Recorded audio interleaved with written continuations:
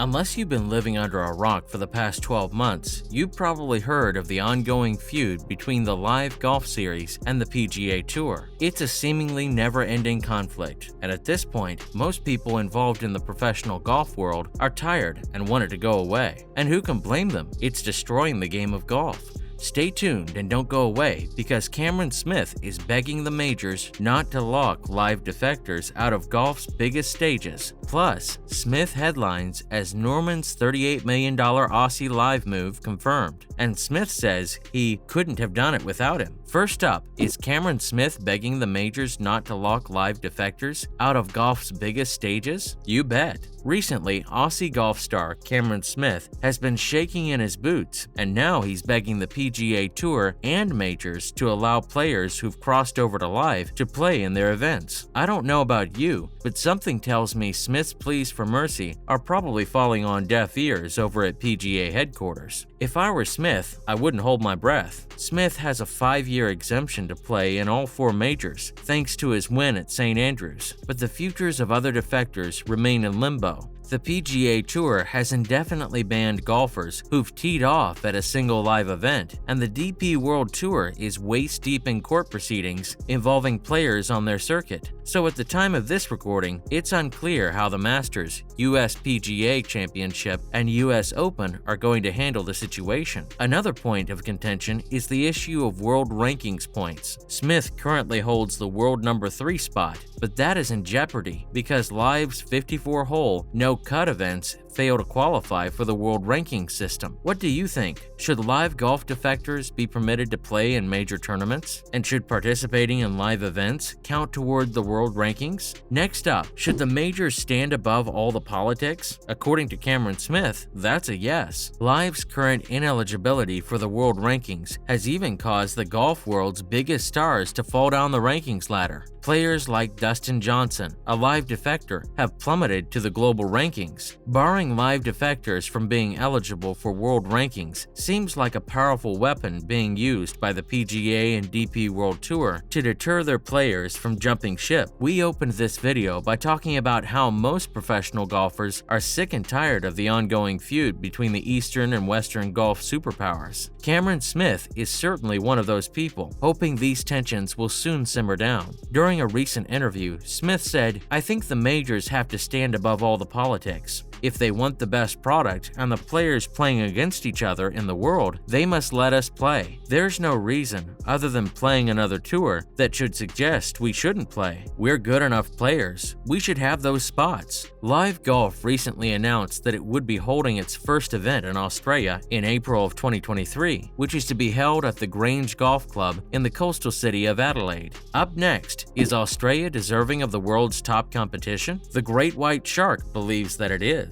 During a recent interview, LIV boss Greg Norman explained that Australia deserves the world's top competition. Norman wants to do everything in his power to ensure that his home nation can play a big role in LIV golf as part of a multi-year commitment. The South Australian capital of Adelaide beat out frontrunners Sydney and Brisbane in the fight to host LIV Golf's debut Down Under, and Norman designed even part of the Grange Golf Club itself. The Adelaide event will take place 2 weeks after the US Masters, and bear in mind that this isn't just a one-time thing, but rather part of a 4-year deal. The tournament stop in Adelaide will be part of LIV's 14-event schedule next year, which means Aussie superstars Cameron Smith and Mark Leishman are coming home to play. LIV Golf confirmed the international contingent heading to Australia would feature major champions Dustin Johnson, Phil Mickelson, Bryson DeChambeau, and Sergio Garcia, just to name a few. In other words, it'll be the best men's field seen on the nation's shores since the 2019 President's Cup. Oh, and the prize money for the Adelaide event? A cool 38 million Australian dollars, with the winner walking away with 6 million Aussie dollars. That's 25,461,330 US dollars and 4,020,210 US dollars, respectively, with the current exchange rate at the time of this recording. Not bad for swinging a golf club. Stay tuned and don't disappear, because we're bringing you the latest news in pro golf. Next up, what is LIV boss Greg Norman's vision for golf in Australia? You're about to find out.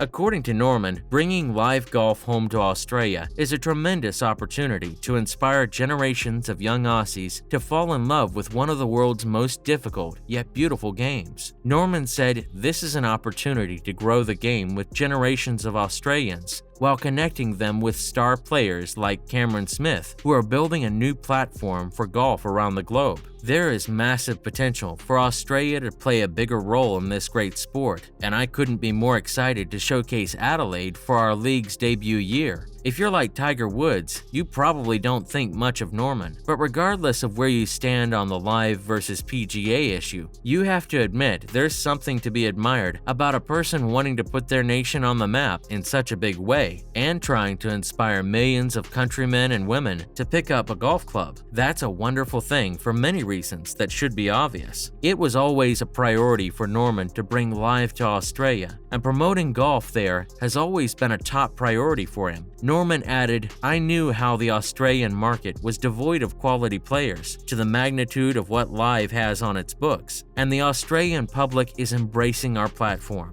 I'm just so proud that we could do it in such a short time period." Up next, what does Tiger Woods feel is the solution to ending hostilities between the PGA Tour and LIV Golf? Let's take a look. According to golf legend Tiger Woods, there's only one way to end the hostilities between LIV and the PGA, and it's pretty simple. Tiger says the great white shark has got to go. Woods echoed the sentiments of Rory McIlroy, the most famous golfer in the world, who said Greg has to go. However, the Saudis are likely letting Woods and McIlroy's comments go in one ear and out the other. During a recent interview, Woods was asked whether LIV, the PGA, and the DP World Tour could coexist, and Woods said, "Not right now, not with their leadership, not with Greg there, and his animosity towards the tour itself. I don't see that happening." As Rory said, "I think Greg's got to leave, and then we can eventually, hopefully, have a stay between the two lawsuits and figure something out. But why would you change anything if you've got a lawsuit against you? They sued us first."